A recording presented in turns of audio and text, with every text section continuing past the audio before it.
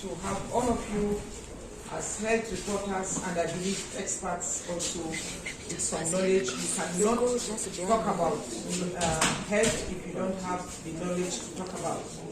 So I appreciate you, and I think this is another side of the knowledge that you will acquire.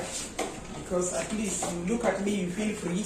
Maybe if it was a typical traditional medicine practitioner with beads, you will say, you may not want. But I want to tell you, those are all cosmetics and drama. And they need to do that to attract your attention. I retired from the civil service last year ago after serving my country for 35 years. And I also had pioneered this area as far back as 1996. I established a program called Nature's Pharmacy in Nigeria, where I talk about natural medicine, I talk about herbal medicine, and I talk about nutritional foods.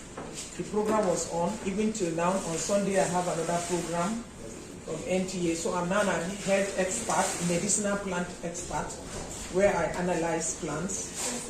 And I was the first pioneer divisional head in Federal Ministry on Traditional Medicine. Subsequently, in 2018, the federal government established a department of TCAM. We call it Traditional Complementary and Alternative Medicine. I will tell you why you should understand TCAM. It's very important because the two are similar. And then I was the first MD to be appointed by the then president to look into the cultivation and domestication of the Chinese plant called Artemisia annua, which was believed to be the source of raw material for anti-malaria. So the whole idea was to see if Artemisia annua can be domesticated in Nigeria, and then that would be a source of raw material. So I'm glad to say that we succeeded. We discovered that Artemisia annua can grow in any part of this country, because the Chinese said it will not grow. It can only grow in China, and you don't blame them. That's their source of business. But as I'm telling you today, Artemisia can grow in any part of Africa. God has given us that arable land, but it's left for Africans to take that opportunity and harness it, because malaria is us. We have to get the remedy. I feel very emotional and sad, whereby you find out that we cannot get any anti-malaria medicine that is solely indigenous. We rely on imported raw materials. The Artemisia annua raw material, which is called artemisinin, is processed from China and some countries like UK, Vietnam, and then getting the hydroartemisinin or the artemita, which is the main anti-malaria component. We cannot do it. But I know Ghana. Is anybody from Ghana here? Yes, Ghana have tried, and Ghana tried, and Kenya. Kenya is here. I visited Kenya. I visited the first extraction plant in Africa that was set up to extract Artemisia annua. But you know it failed. Do you know why it failed? Initially, the company from France, what is the name of this company? Is this Siba? Used Kenya to set up 23 tons extraction plant for Artemisia, so that they can get the raw materials and sell it to other. The Chinese came behind and made it cheaper for them. So they now left the Kenyan one and went to China to get cheap one. I think that was the end of that plant. However, it was lesson learned, because when you want to have an extraction plant, maybe you would have gone for multi-purpose extraction plant that can also extract some other plants. So this is the story of Africa losing out in getting medicinal plants to promote its health. Let me clarify, and I want you to understand what traditional, complementary, and alternative medicine means. Because sometimes you say traditional is alternative, sometimes you say it's complementary. Even the WHO has accepted the three main healthcare systems. It has accepted that traditional medicine is part of your culture. Nobody can overrule that. Whether you like it or not, wherever you come from, your people use your herbs in their own way. So it's part of your culture. So don't say traditional medicine is not good. That means your culture is not good. Your healing systems established by your grandparents or your forefathers you are saying is not good. And that healing system was a gift given to them by God to be able to know how to heal individuals. So that is why traditional medicine, whether WHO likes it or not, whether the white people likes it or not, it is part of our culture. But what we need to do is that those of us that have gone to read, we should know how to improve on it. That is what we are meant to do. But some of us, instead of improving on it, understanding it, we castigate it. Complementary and alternative medicine.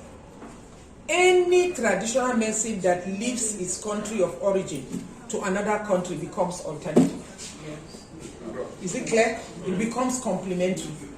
My traditional medicine in Nigeria and Ghana becomes complementary. Because, or alternative, because Ghana has its own traditional medicine. Traditional medicine is patronized by 80% of people, especially those that live in rural areas. So we should accept that traditional, we are the ones to promote our traditional medicine. It's not there. So if you are doing media, begin to talk that this is us. Before you know it, it will be acceptable. Nobody, it's you. You are the one to say, this is our culture. I wrote an article on that. It's our culture is the healing systems of our people. And we have different types they use to heal. And you must learn to collaborate with them. Go and find out what do they do. Why it is interesting is that most of them have gone with the knowledge. So we are left without understanding the knowledge, and we are left with colonial mentality, thinking it's only they that knows the right thing. And I want to be a bit spiritual in the sense that wherever you are, God gives you healing plants. Yes. So why are you saying your own plant is wrong? Is it the only plant that comes from China, India that is right? Recent studies have shown, which is very sad again, everywhere you see the influx of Chinese, they go to our farms and buy up the raw materials. I will give you some example. Hibiscus sabderifa. They go to the villages. They even enter the farms. They buy from the farmers and pay them up front. Then they package them and send them to their countries. They buy our Moringa oleifera and package them and send them and bring them as green tea. Is that not sad?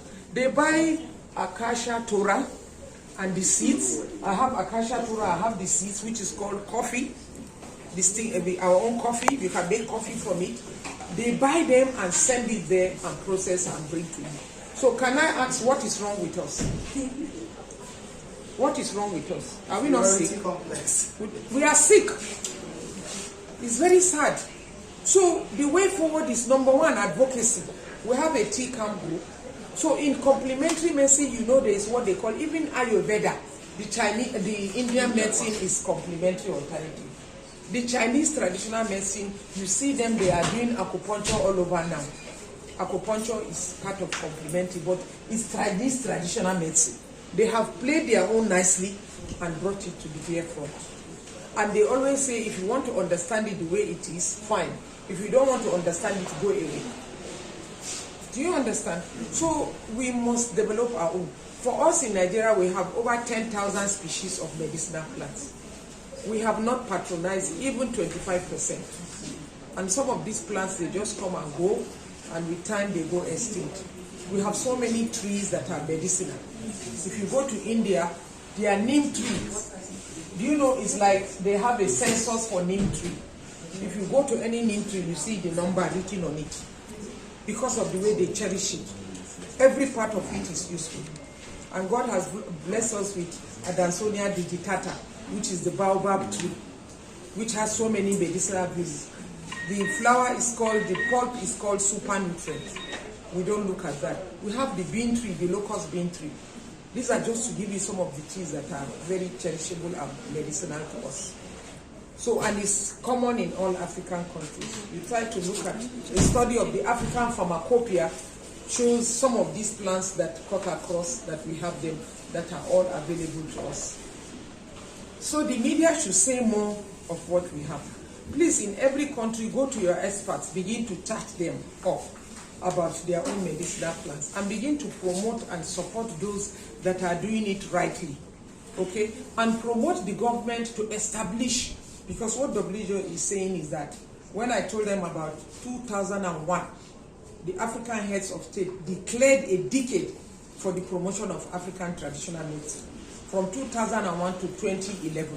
That decade, you should talk about yourself, promote your own in terms of regulation, in terms of policy, in terms of council, in terms of quality production. So after 10 years, it was assessed and saw that we have not done much. So they now increased it to another decade, which ended 2021. Still, we have not done more. Political will, all our African leaders are not determined. You have to fight them, you have to tell them. Because most of our donor agencies that come, they will never allow you to promote your own. All these donor agencies, look, I'm not afraid now. I can say that anywhere now. I'm not afraid. If the donor agency will come and beat me, God will protect me because I need to promote my own.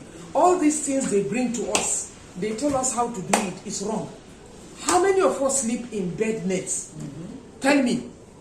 And millions of dollars is spent in bed nets. They say treated nets. Can't you spend that money to develop and research into your own for the benefit of your people? They don't want it. They don't want it. Because if you research and develop your own, our multi-African, pharmaceutical companies, but that doesn't mean, the belief is that everybody will have his own share of the wealth. Whether we are a pharmaceutical company, we have share of our own wealth. And even the pharmaceutical companies, some that are smart are going into natural products to support their marketing. So everyone has its own. If you allow those old people in your villages to go without sharing the knowledge with them, they will carry the knowledge because some of them, God gave it to them. They had power of intuition. Now you are not spiritual enough for you to be intuited. No, you have to be spiritual enough. I always ask people, for us in Nigeria, for example, we eat different kind of soups. We have egusi soup, we have ogbono soup, we have whatever traditional soup. I always ask them, who created it? Who used it first? Somebody must have. God must have said, can you do this soup for your people? Yes, and then everybody started doing it. They didn't go to the lab, did they? The Garden of Eden, was it in the lab? What was in the Garden of Eden? Fruits for us to enjoy. So God made everything ready for us. But because of our mentality, especially Africans, I think it's good that the media need to redefine and reassess and be able to talk more about promoting our own. We are blessed with these natural resources.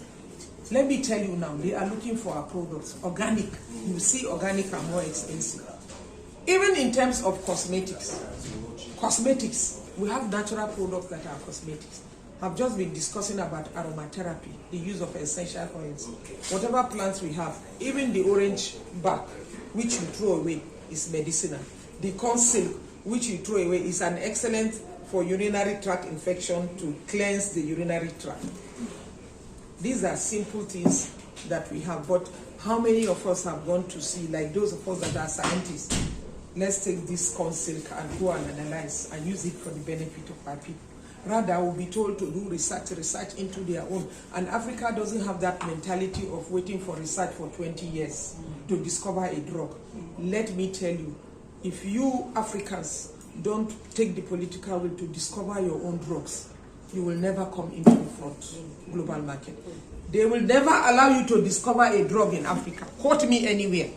But if Africans on their own discover their drugs and use it for their people, tell them, let our people die, but it's our own. Then when they see you are using it for your own, they will now come and support you.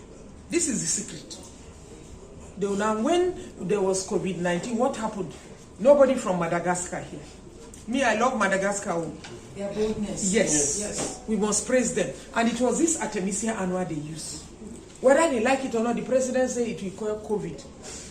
They started selling it. You know, Madagascar made money. People were buying it. They didn't listen to WHO. Everybody was fighting for his health. Even we in Nigeria, they brought Madagascar.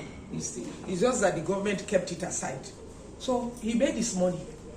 They made their money. And now, WHO is supporting them into research. So, if you have something you believe in it, please go ahead and say it. If you make mistakes, then you'll be corrected. So, this is just, let me listen so to some questions. questions. Yeah. Thank you. Round of applause.